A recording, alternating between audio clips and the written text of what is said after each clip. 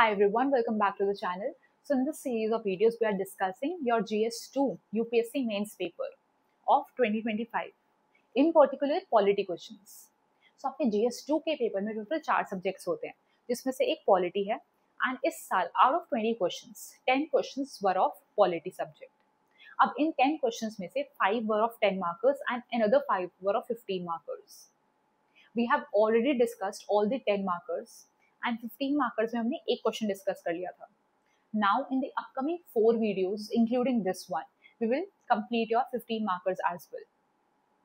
हमारी क्या अप्रोच रहती है क्वेश्चंस को डिस्कस करने में? 3 चीजें डिस्कस करते हैं. Number 1, demand of the question, कि क्वेश्चन में पूछा क्या है वो चीज देखते हैं.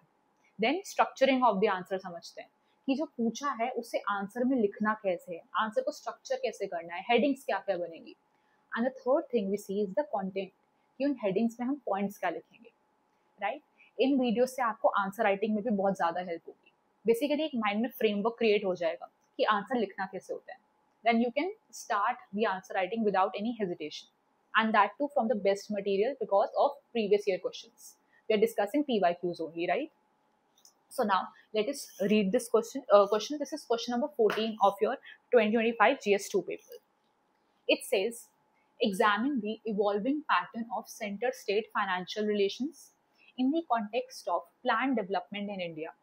How far the recent reforms impacted the fiscal federalism in India? Simple, direct, explicit question. Explicit मतलब explicit demand है इसकी. जैसा समझ आ रहा है वही चीजें पूछिए. बस आपको डायरेक्टिव वर्ड्स का मतलब पता होना चाहिए. डायरेक्टिव वर्ड्स क्या होते हैं? जैसे examine, discuss, critically examine, explain, ये सारे डायरेक्टिव वर्ड्स हैं. इस क्वेश्चन में क्या डायरेक्टिव वर्ड्स हैं वो देख लेते हैं. हमने सर्कल किया हुआ है. सबसे पहला है एग्जामिन. एग्जामिन क्या करना है? Evolving pattern of centre state financial relations in the context of plan development in India. मतलब जो सेंटर और स्टेट के बीच में फाइनेंशियल रिलेशंस हैं वो कैसे इवॉल्व हुए हैं प्लान्ड डेवलपमेंट के एरा में, उसे एग्जामिन करना है. एग्जामिन मतलब जो चीज पूछी है वो तो बतानी ही है और उसकी एक दूसरी साइड भी प्रेजेंट करनी है. तो अगर कुछ पूछा है, कुछ पॉजिटिव चीज पूछी है तो नेगेटिव एस्पेक्ट भी शो करना है. नेगेटिव एस्पेक्ट पूछा है तो पॉजिटिव एस्पेक्ट भी शो करना है. राइट. सो सबसे पहले हम बता देंगे कि इवॉल्विंग पैटर्न क्या है सेंटर स्टेट फाइनेंशियल रिलेशंस का, एक टाइमलाइन फॉर्मेट में.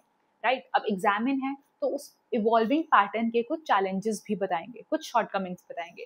तो पहली डिमांड हो गई evolution, second demand is challenges in evolution. ठीक है, फर्स्ट लाइन हो गई. Now the second directive word is how far. How far the recent reforms impacted the fiscal federalism in India. अब रीसेंट रिफॉर्म्स में जब आप एवोल्यूशन लिखोगे तो सीधी सी बात है, स्टार्टिंग से शुरू करेंगे 1950s से और अभी तक बताएंगे क्या क्या हुआ है. इसमें आपके रीसेंट रिफॉर्म्स कवर हो रहे हैं. तो वो जो रीसेंट रिफॉर्म्स है उनका इम्पैक्ट क्या है फिस्कल फेडरलिज्म पे. फिस्कल फेडरलिज्म क्या होता है? फेडरलिज्म क्या होता है? Distribution of power between centre and state. और फिस्कल फेडरलिज्म क्या होता है? Distribution of powers related to finances between centre and state. Right. So उन रीसेंट रिफॉर्म्स का इम्पैक्ट क्या हुआ है फिस्कल फेडरलिज्म. ये है हमारा दूसरा पार्ट ऑफ द क्वेश्चन. अब जब भी इम्पैक्ट पूछा होता है ना, आंखें बंद करके आपको पॉजिटिव और नेगेटिव दोनों इम्पैक्ट्स बताने हैं. जनरल एक हेडिंग नहीं देनी इम्पैक्ट्स की, दोनों पॉजिटिव और नेगेटिव. अब क्वेश्चन में तो पूछा ही है हाउ फार. जब भी हाउ फार होता है उसमें भी दोनों साइड शो करते हैं, positive and negative, success, challenges. Right. तो इधर तो पूछा है आपसे पॉजिटिव और नेगेटिव इम्पैक्ट से of recent reforms on fiscal federalism. Right. So ये आपकी थर्ड और फोर्थ डिमांड होगी, positive impacts and negative impacts. अब जब भी आप आंसर बॉडी में किसी नेगेटिव नोट पे लास्ट आपकी हेडिंग नेगेटिव बन रही है, नेगेटिव इम्पैक्ट्स हो गया, चैलेंजेस हो गए, तो उसको वहीं नहीं छोड़ना है. आपको सॉल्यूशन भी बताना है, वे फॉरवर्ड भी बताना है. सो अगर तो देखो इसमें बहुत सारे डिमांड्स बन रही है आपकी. So if you don't have the space left then तो आप वे फॉरवर्ड उसका सॉल्यूशन कंक्लूजन में भी लिख सकते हैं. आपको कंक्लूजन तो लिखना ही है ना आंसर में. सो वे फॉरवर्ड कंक्लूजन फॉर्मेट में लिख दो, पैरा फॉर्मेट में. तो एक तो ये अप्रोच है. अगर आपके पास जगह है, टाइम है, तो एक स्पेसिफिक हेडिंग बना सकते हैं वे फॉरवर्ड की. लिस्ट डाउन कर सकते हैं या फिर एक हब एंड स्पोक डायग्राम से भी शो कर सकते हैं, ठीक है। सो ये हमने डिमांड डिस्कस कर ली क्वेश्चन की, स्ट्रक्चर भी समझ लिया। सबसे पहले इंट्रोडक्शन लिखेंगे, बॉडी में ये 4 हेडिंग्स बनेगी, कंक्लूजन में वे फॉरवर्ड लिख देंगे, राइट। डिमांड समझ लिया, स्ट्रक्चर समझ लिया, अब कंटेंट देखते हैं क्या लिखेंगे, ठीक है। तो सबसे पहले इंट्रोडक्शन में क्या लिखेंगे आप लोग, articles of the constitution dealing with fiscal relations between centre and state. तो सेंटर और स्टेट के बीच में मेनली 3 ब्रॉड रिलेशंस होते हैं। Number 1 legislative relations, number 2 administrative relations and number 3 fiscal relations, financial relations. So article 268 to 293 of the constitution deal with the fiscal relations between center and state, distribution of financial powers between center and state। ये आपका introduction हो जाएगा। Now in the answer body सबसे पहली चीज क्या लिखेंगे, evolution, क्या हुआ है सेंटर स्टेट के बीच में फाइनेंशियल रिलेशंस का। सीधा 1950s पे चलते हैं, जब प्लानिंग कमीशन था। प्लानिंग कमीशन कैसे डील करता था एक्सपेंसेस से, प्लान्ड एक्सपेंडिचर और नॉन प्लान्ड एक्सपेंडिचर, इसमें डिवाइडेड थे, राइट। आप फाइनेंस कमीशन की बात करेंगे, that it is a constitutional body setup under article 280 which deals with vertical and horizontal distribution of expenses between center and state and in between states, right। फिर एक major development क्या हुई 2014 में, planning commission disband हुआ and हमारे पास क्या आया, NITI Aayog establish हुआ। इससे क्या हुआ था, इससे federalism, fiscal federalism cooperative fiscal federalism की तरफ मूव हुआ। स्टेट्स पहले क्या था, जब प्लानिंग कमीशन था सेंटर के पास ज्यादा पावर थी in terms of finances. Eventually states को भी ऑटोनॉमी मिली, majorly with the after the development of NITI Aayog. सो ये चीज मेंशन करेंगे। देन मेजर क्या डेवलपमेंट हुई है 2017 में, जीएसटी काउंसिल 2016 में स्टैब्लिश हुआ, 2017 में जीएसटी रिफॉर्म्स, राइट। ये सब चीजें आप लिखेंगे evolution of centre state financial relations में। इन बिटवीन क्या हुआ है, rationalisation of centrally sponsored schemes भी हुआ है। So this all will come in evolution of centre state financial relations. Now कुछ चैलेंजेस भी रहे हैं इस एवोल्यूशन में। सबसे पहला तो horizontal imbalance and vertical imbalance of powers. Horizontal imbalance मतलब इन बिटवीन स्टेट्स जो फंड्स का डिस्ट्रीब्यूशन है वो स्क्यूड रहा है, कुछ स्टेट्स रिच हैं कुछ पुअर हैं। Now vertical imbalance, in between centre और स्टेट भी जो डिस्ट्रीब्यूशन है, सेंटर हमेशा डोमिनेंट रहा है इन टर्म्स ऑफ फाइनेंसेस, तो that also you can mention in challenges. Borrowing restrictions, ये भी चैलेंज में आ जाएगा। तो सेंटर है स्टेट्स पे बहुत कैप लगा देता है फंड्स पे, राइट। तो this will come in challenges.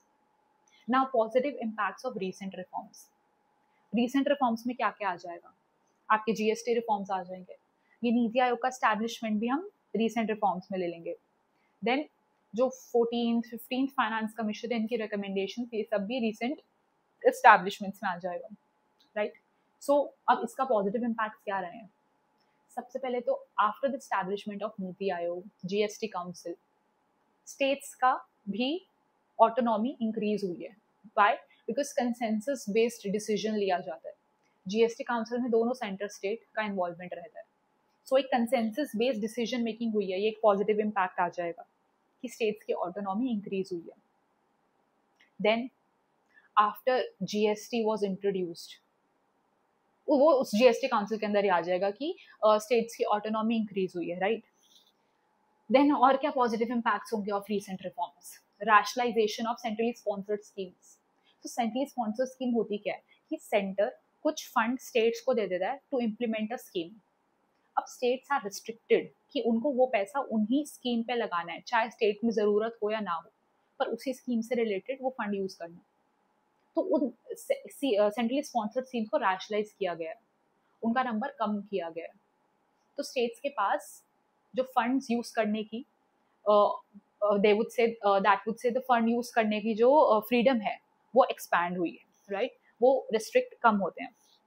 तो ये हमारा पॉजिटिव इम्पैक्ट्स में आ जाएगा। नेगेटिव इम्पैक्ट्स में क्या लिखेंगे, सबसे पहले तो आफ्टर जीएसटी वाज इंट्रोड्यूस्ड तो मैनी टैक्सेस वर सब्ज्यूम्ड, स्टेट टैक्सेस अबॉलिश हुए थे। तो ये अगेन स्टेट की ऑटोनॉमी इरोड हुई है। ऊपर हम लिख रहे हैं स्टेट को ऑटोनॉमी मिली है, स्टेट की ऑटोनॉमी इस एस्पेक्ट में इरोड भी हुई है, राइट.